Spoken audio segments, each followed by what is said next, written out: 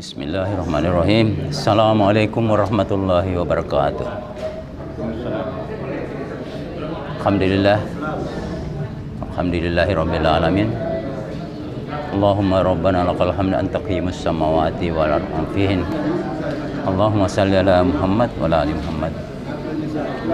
Pertama-tama mari kita panjatkan puji syukur kehadirat Allah Subhanahu wa taala atas segala nikmat, rahmat, taufik, hidayah dan inayah yang diberikan kepada kita.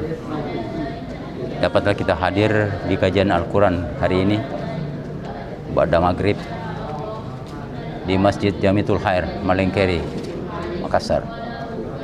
Saudara-saudara jemaah sekalian dan juga warga ganet dimanapun Anda berada, sekarang kita masuk di kajian Al-Quran secara tafsiriyah. Adapun surah yang kita bahas yaitu surah An-Nahl ayat 22 sampai dengan 27.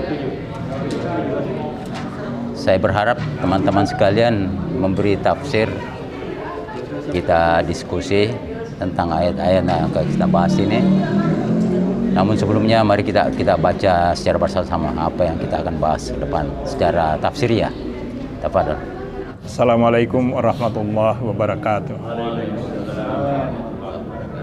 A'udzu billahi minasyaitonir rajim.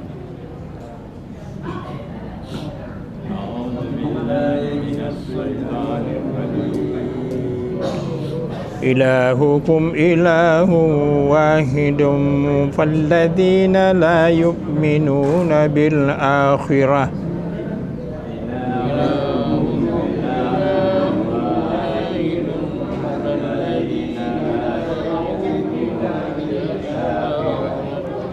qulubuhum munkiratun wa hum mustakbirun.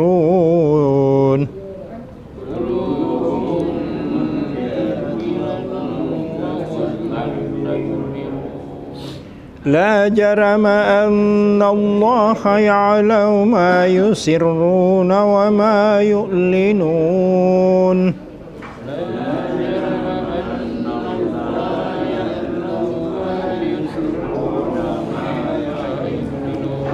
Innahu la yuhibbul mustakbirin.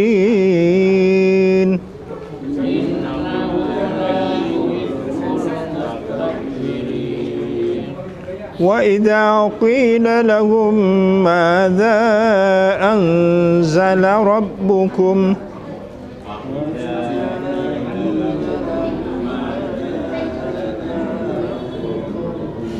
qalu asatirul awwalin.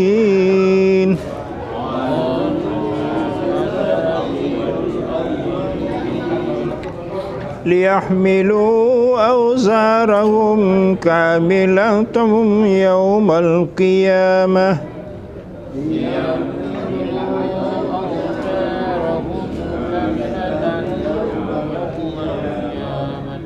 wa min awzaril ladzina yudillunahum bighairi ilm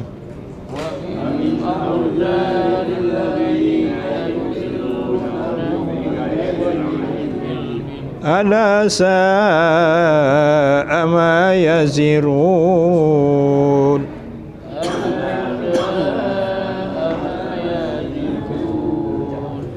Qad makara alladhina min qablihim fa'atallahu bunyanahum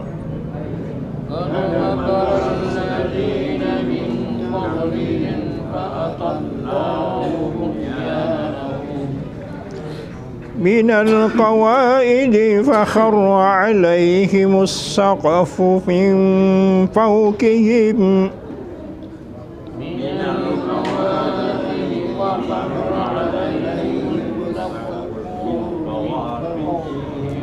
wa atahumul adzabu min haitsu la yash'urun.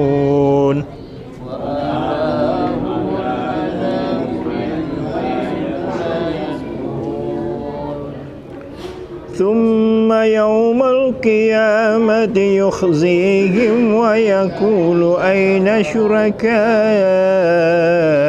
الذين كنتم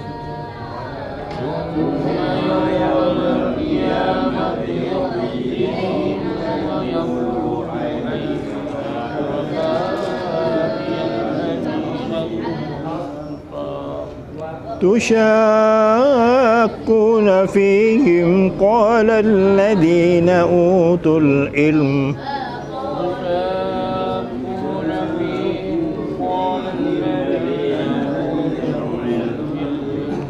إن الخزي اليوم والسوء على الكافرين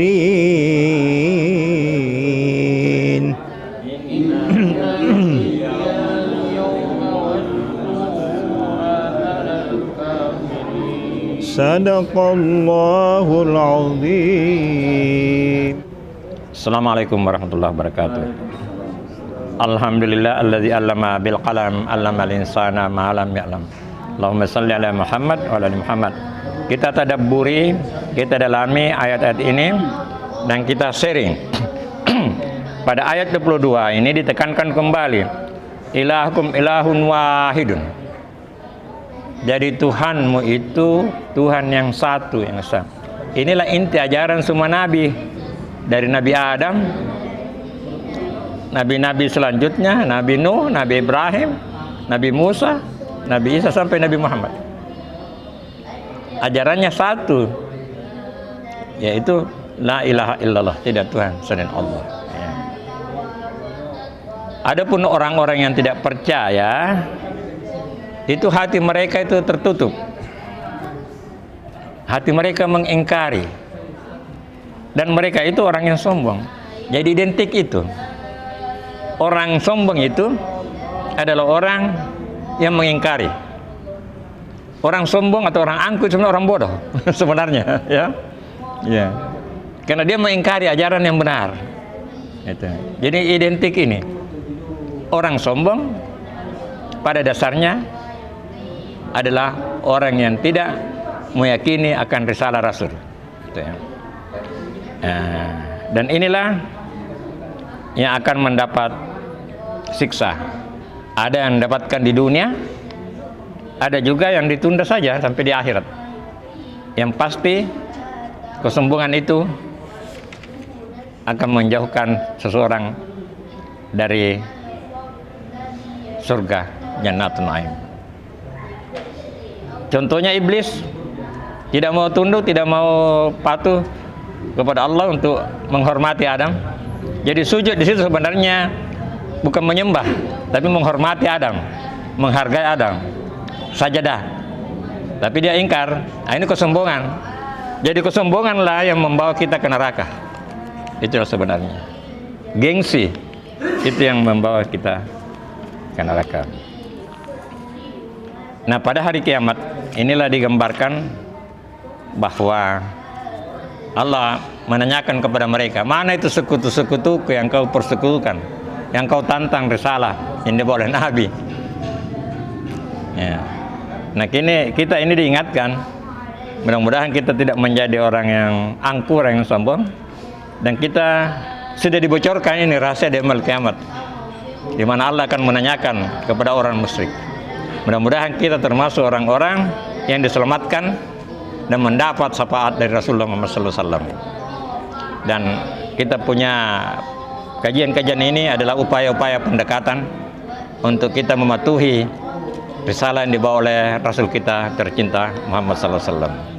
Mari kita sama-sama sharing, ya, saling mengukakan apa yang kita ketahui, mungkin bersumber dari referensi yang kita pernah baca atau kita pernah dengar. Akhirul kalam, wabillahi taufiqul hidayah. Wassalamualaikum warahmatullahi wabarakatuh. Assalamualaikum warahmatullahi wabarakatuh. Ya, kita kembali lagi dalam pengajian rutin kita. Alhamdulillah kita masih sehat-sehat walafiat. Saya kira jelas sekali ini bahwa di ayat yang pertama itu tadi 22, ilahukum ilahu wahid. Tuhan kamu adalah Tuhan yang Maha Esa. Jadi barang siapa yang mengingkari bahwa Tuhan itu tidak ada, maka dialah itu orang-orang yang sombong. Sombong berarti hatinya tertutup, tidak mengakui bahwa Allah itu esa. Sehingga orang-orang yang senantiasa mengingkari keesaan Allah selalu merasa bahwa dialah yang paling benar, dan apa yang dia lakukan itulah yang dia katakan bahwa kondisi dia selalu merasa di jalan yang lurus, selalu merasa bahwa dialah yang paling benar. Karena itu di sini ditunjukkan bahwa di kemudian hari orang-orang yang kalbunya merasa tertutup, tidak mengakui keesaan Allah, itulah yang akan mendapatkan siksaan di kemudian hari. Barangkali itu yang bisa saya sampaikan. Terima kasih. Assalamualaikum warahmatullahi wabarakatuh. Assalamualaikum warahmatullahi wabarakatuh. Jadi Allah Subhanahu wa taala itu kita dianjurkan itu untuk bicara 3 hal. Bicara kebesaran Allah Subhanahu wa taala, bicara akhirat, dan bicara umat. Kenapa kita dianjurkan selalu bicara? Supaya masuk ke dalam hati kita. Ya. Karena apa yang paling mendominasi dalam kehidupan kita, pembicaraan kita itu yang akan masuk ke dalam hati kita. Ya. Tujuannya apa? Supaya keluar ini kebesaran makhluk, kebesaran harta, jabatan, dan yang melekat sama manusia. Kenapa demikian? Karena kadang ini pemahaman kita ini beda dengan Allah Subhanahu wa taala. Kalau kita menganggap diri kita mulia, maka dalam pandangan Allah Subhanahu wa taala kita itu hina sebenarnya. Tapi kalau kita menganggap diri kita hina, rendah, maka dalam pandangan Allah Subhanahu wa taala kita dianggap tinggi. Makanya kenapa itu orang-orang yang bertobat itu Allah sangat senang, Allah sangat suka, karena dia menganggap dirinya itu penuh dosa, ya, penuh kesalahan, ya, penuh keburukan, sehingga Allah senang dia. Jadi dia merendahkan dirinya. Tapi kalau orang-orang yang sombong itu malah sebaliknya, Allah tidak suka. Nah ini jadi apa? Makanya kenapa itu kita disuruh tuh biasa menyembunyikan amalan, ya, tidak usah dibicarakan, tidak usah didengar, ya, kita perdengarkan, karena ini urusan kita dengan Allah Subhanahu wa taala untuk mencegah itu sifat itu muncul. Itu sombong awalnya biasa diiringi diawali oleh sikap kita ujub, ya, kita merasa bangga, ya, merasa bangga dengan kita punya materi, barangkali kita punya pangkat. Lama-lama muncul sifat riya dan ujungnya itu sombong. Makanya kita disuruh untuk merendahkan diri. Makanya kenapa itu para wali tidak dikenal? Kenapa? Karena mereka menyembunyikan amalan mereka tidak ditahu. Kita tidak barangkali dan beca barangkali itu oleh Allah Subhanahu wa taala. Ini. Jadi memang merendahkan diri itu sebenarnya tujuannya bukan untuk apa? Karena kita belajar agama sebenarnya untuk merubah kita punya hati sebenarnya. Bukan merubah kita punya otak, tapi hati. Orang-orang kafir ini otaknya yang dia fokus, tapi bukan hati. Ya, kita berubah hati. Apa tandanya hati kita berubah? Ketika disebut nama Allah, maka hati kita bergetar. Ya, ketika dibacakan ayat-ayat Allah Subhanahu wa taala, kita biasa terharu bahkan sampai menangis. Kenapa? Karena hati kita berubah. Jadi kita tidak semakin pintar sebenarnya, tapi kita semakin rendah. Masya Allah, bicara kebesaran Allah, kita semakin Masya Allah. Ini. Jadi itu barangkali yang saya bisa sampaikan. Terima kasih. Assalamualaikum warahmatullahi wabarakatuh. Assalamualaikum warahmatullahi wabarakatuh. Sehubungan dengan ayat tadi yang mengatakan ada mustakbirin, artinya orang-orang yang sombong. Saya mau bertanya Pak, untuk membedakan sebenarnya yang mana diklasifikasikan orang sombong dengan orang musyrik, kemudian Pasik, orang Pasik. Saya minta penjelasan secara tafsiriyah supaya bisa lebih mengerti lagi. Saya rasa itu saja. Assalamualaikum warahmatullahi wabarakatuh. Assalamualaikum warahmatullahi wabarakatuh. Menanggapi pertanyaan Pak Amin, jadi kita mulai dari sombong dulu atau angkuh. Ini yang sifat angkuh itu adalah merasa diri lebih dari makhluk lainnya atau dari sesama manusia. Kelebihan itu banyak. Ada merasa ilmunya lebih dari yang lain, ujub itu seperti yang disampaikan tadi. Dan juga ada karena hartanya banyak, sehingga dia merendahkan lain. Ada juga karena kekuatannya. Jadi dia merasa lebih hebat, dan inilah sifat yang membuat dia tidak menerima. Apalagi kalau Rasul itu adalah dari kalangan orang biasa, bukan dari raja atau apa, dipandang enteng. Akhirnya termasuk juga orang-orang seperti Rasulullah yang dipercaya, tapi karena banyak senior saat itu, nah dia masih muda, nah itu tidak dianggap itu apa penyampaiannya. Artinya sifat sombong itu adalah satu sifat yang bodoh, karena tidak berorientasi pada kebenaran sejati, tapi kebenaran dirinya, menganggap dirinya saja yang benar itu. Jadi itulah sombong, jadi merasa lebih hebat dari orang lain dalam berbagai hal, ilmu, kekuatan, kekuasaan, harta itu. Sedangkan musyrik itulah menduakan Allah. Menduakan Allah ini karena mereka tidak mampu berpikir abstrak. Jadi dia mengkonkretkan itu. Padahal Allah itu kan walam yakul lahu kufuwan ahad, tak satu pun yang sama dengannya.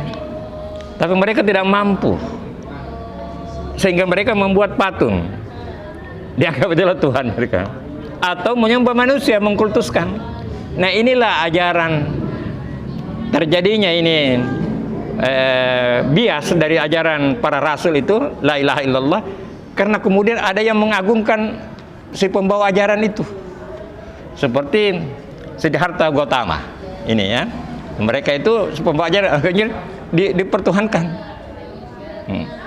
Katanya itu Brahma itu menurut Dr. Zakir Naik itu dari Abraham. Abraham itu ya dikenal juga dalam kitab suci, kitab mereka. Kemudian menjadilah Brahma ya, itu dari situ. Ya, jadi mereka itu mengkultuskan pembawa ajaran, menuhankan. Ya, makanya Rasulullah itu sangat tidak ingin umatnya mengkultuskan dia. Makanya hijrah pun itu dan didukung oleh Khalifah Umar bin Khattab. Hijrah itu tidak ada kaitannya dengan Nabi Muhammad itu. Dia pakai hijrah, ya pakai hijrah. Jadi penjelasan itulah musyrik. Jadi dia menduakan Allah, mengakui ada kekuatan selain Allah. Padahal la haula wala quwata illa billah. Kita harus hati-hati juga. Jangan sampai kita mempertuhankan keris, benda-benda pusaka. Seakan-akan ada cincin. Seakan-akan kalau kita pakai ini, wah, ya, selamat kata apa? Ini hati-hati. Ya, itu betul. La haula wala quwata illa billah. Tidak ada kekuatan kecuali Allah. Ya, itu mesti. Sedangkan fasik itu diartikan orang yang memandang sebelah mata.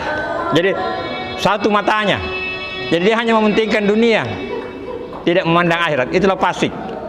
Ya. Orang fasik adalah orang-orang yang hanya mementingkan dunia semata,